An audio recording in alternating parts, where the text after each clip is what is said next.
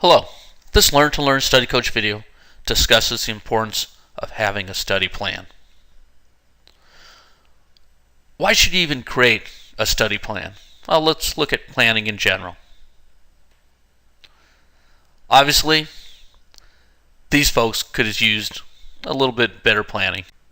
Likewise, there's some planning issues here. Definitely some planning issues here. And worse yet, here is a planning issue. To avoid such issues like that, if they would have started out with a good plan, for example, in construction, they use blueprints. Even in sports, athletic teams always come out with a plan. Businesses, they do planning all the time with their business plans. Likewise, even teachers, for every lesson, they should have a plan, and they usually do have plans.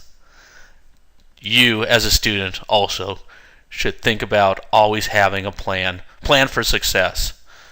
Your plan doesn't have to be an in-depth plan, but what it does, it should just make sure that you stay on track to get to an end point. For example, let's say if you had an instructor who announced on a Friday that you were going to have a test that following Friday.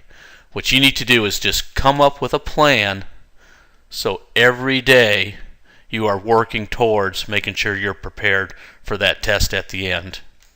What this plan does, this simple little plan, is to divide everything that you need to study into some manageable chunks spread out over multiple days, so you can have some short study sessions over multiple days to get yourself so you are well prepared for that following Friday when your test. What I also recommend, whenever you do have a plan, even though you divide it into multiple chunks, make sure that you do afford yourself some time at the end where you can do some overall studying.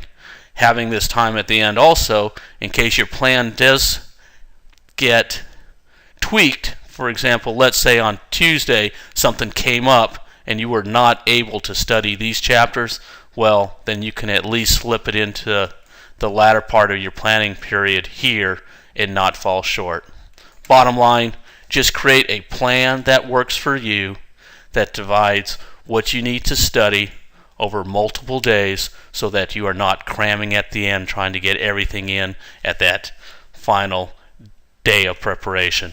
Plan doesn't have to be extensive. You shouldn't take a long time coming up with a plan. Just come up with a plan that works for you to divide all your material so that you are really ready at the end.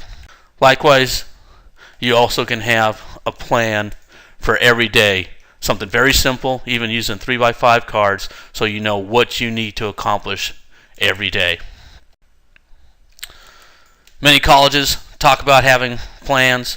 Princeton, what they tell us is come up with a game plan, develop a realistic study schedule, and once again, don't plan to cram, because studies show that cramming leads to higher stress and lower scores. If you have a good plan, then you're planning not to cram. What Stanford University tells us, use an appointment book.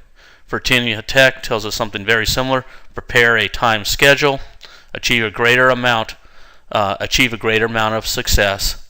And then what we also get from Cornell, if you plan ahead, many students have found a 5-day study plan gets good results. We should take heed what Winston Churchill tells us. He who fails to plan is planning to fail. Similarly, sometimes you hear about the 5 P's.